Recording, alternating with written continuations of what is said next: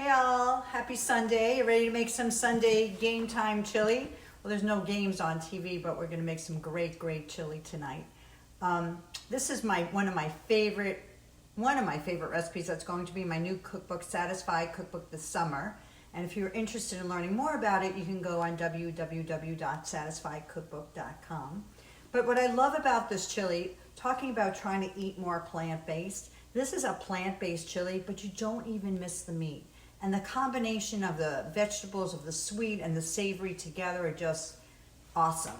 But you know, in the times that we have right now, it's really hard to figure out what you have in your pantry. So I wanted to let you know that there's lots of great substitutions that you can make. I did put my recipe up online for you guys to see, but if you, for example, wanted to change your beans, you don't have to use black beans, you can use kidney beans. If you wanted to add different kinds of vegetables, you wanted to add peppers, add some peppers. If you don't have zucchini, don't worry about it. But my two big secrets about this chili that I wanted to make tonight is the spice blend that I use, because I think that's really important. Just so you know, I've already started to jumpstart the cooking. I've sauteed my vegetables, and that's the sizzling that you're hearing. So let me tell you what I've done so far. I've added my 2 tablespoons of olive oil, and I've added my garlic and my onion. I'm just waiting a little bit more for it to be translucent. I've cooked it for about 5 minutes, and I'm just waiting for it to finish up cooking in about 3 minutes. So in that time, I'm going to talk to you about the spice blend. Spices are really great, what I call calorie-free dashes, in that they provide really good flavor. And I've learned to kind of manipulate and work with spices over the past couple of years. And I've realized how much value and how much added flavor they can really add. So for chili, I have 3 spices that I always use. One is chili powder, of course. The other one is oregano. And then the third one is cumin. And when you put those 3 spices together, you get an unbelievable spice blend. I know a lot of you sometimes go and buy the chili mix from like taco seasoning or whatever. Just be mindful of the sodium level of that, because sometimes the sodium level can be high.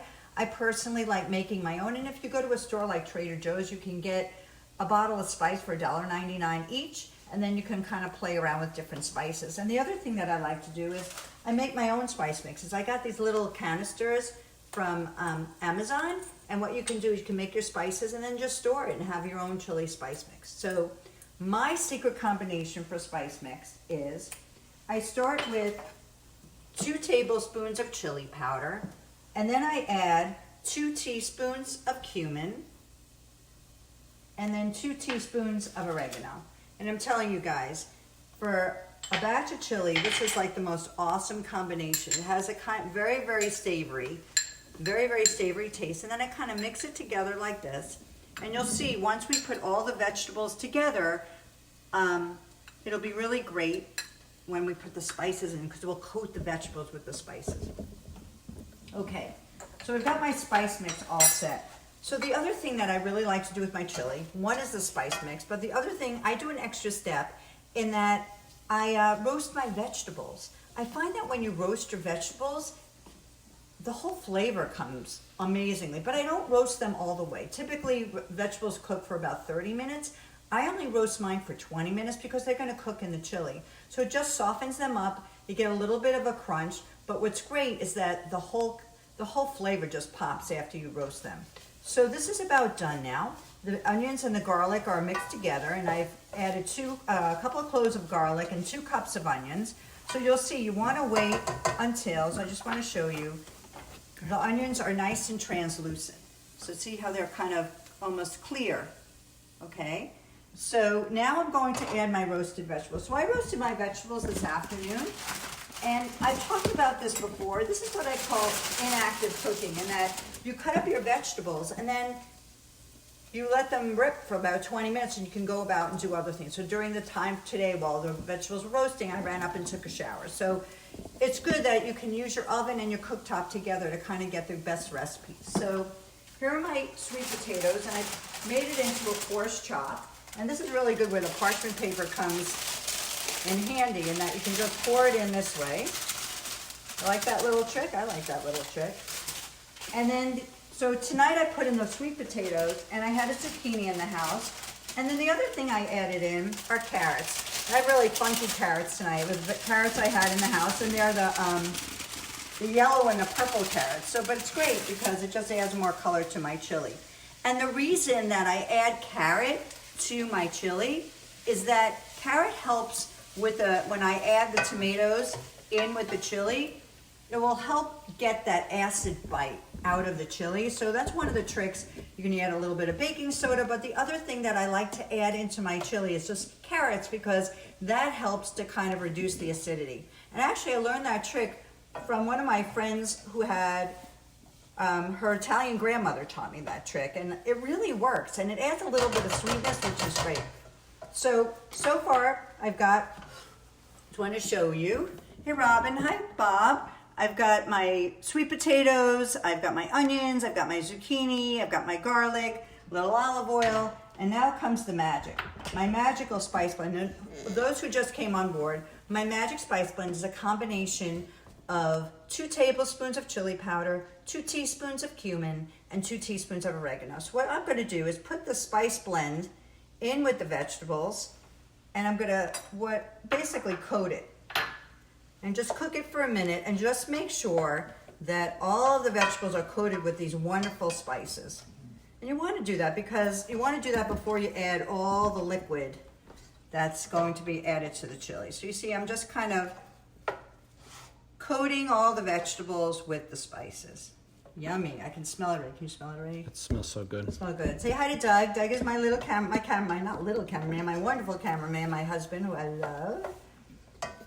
Okay, so that's coated, and then the rest of the recipe, guys, it's just dumping in ingredients. Like, how easy is that? Talk about a one-pot meal, you're just throwing it in. So the next thing I'm going to add, I defrosted some, you don't even have to defrost it, some frozen corn.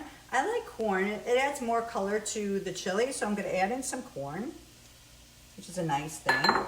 And then I'm going to add in my black beans. You can use 1 to 2 cans of black beans. I'll put them like 1.5, I think. And then I'm going to mix it around again. You always want to mix it around to make sure that those spices kind of get coated in with all the veggies. Starting to look like chili, but what's missing? The tomatoes. Yes, so I'm going to add about 32 ounces of crushed tomatoes, and I'm going to leave the sauce in it. I'm just going to add that in. It's sizzling.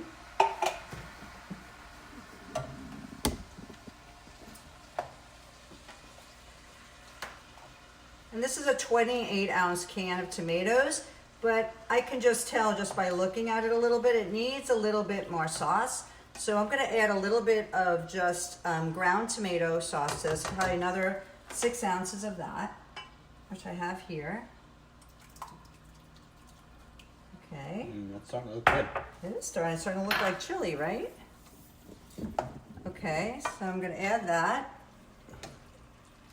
And then the other spices that you can add some fresh herbs. So you have a choice. You can add fresh basil, fresh dill, fresh cilantro. I personally, for those who haven't been on with me before, I don't add cilantro because I'm horribly allergic to it. So, but it's a great spice for chili. So I highly advise that you put that cilantro in the chili, but I just can't because I want to be able to live. You know what I mean?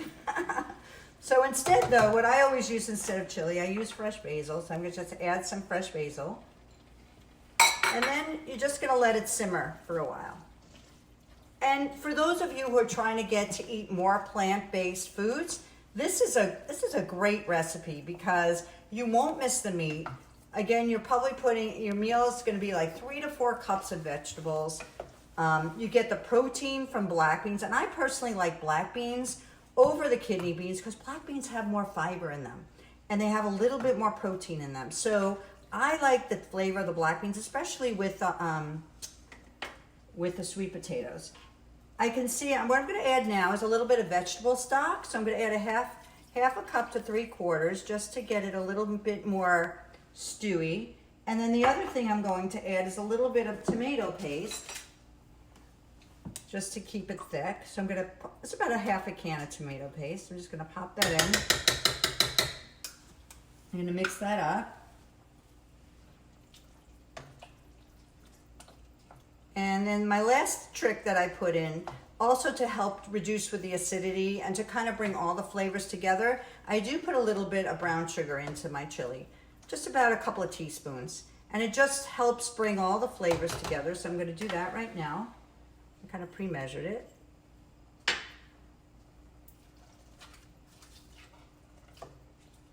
And then I'm going to add just a little, I didn't put my salt and pepper in there, so I'm just put a little salt in here.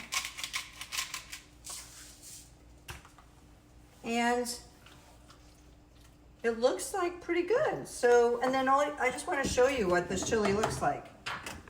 Is this beautiful or what? I'm just make it closer. I'm going to put my little, yeah, it's not that hot. Check it out, guys. Isn't that beautiful?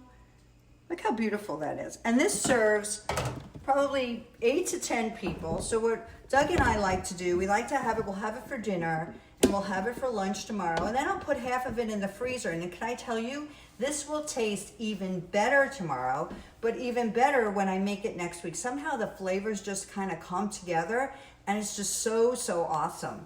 And a serving of chili is like over a cup, like 1.5 cups of chili, and it's only like 350 calories, but you get so much protein. And I like serving it over a little bit of brown rice, and it's just an awesome dinner.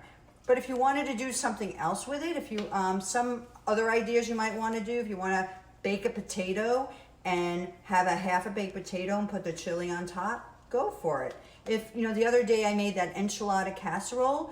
If you wanted to turn this into like an enchilada casserole, just get some corn tortillas and put them, make a layer using this instead of the recipe I had before, and add a little bit of cheese, and you've got a great enchilada casserole too. So the recipe is really versatile.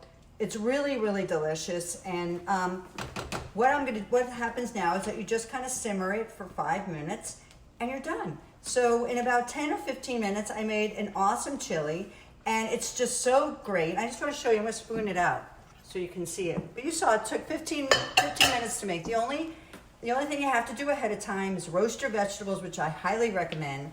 Make that great spice blend, which is a combination of 2 tablespoons of chili powder, 2 teaspoons of cumin, and 2 teaspoons of oregano, and then add all vegetables. Go into your refrigerator and have a good time, and just add the vegetables to it. But roasting them ahead of time is just so, so awesome. So I'm just going to show you how beautiful this is. I'll show you what a serving is, which is a lot of food. It's probably about 3 big spoonfuls.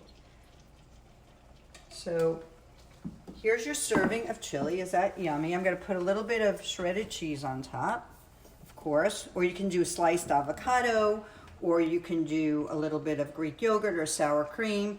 But look at this awesome dinner. So that's how you make vegan chili. I hope you love it.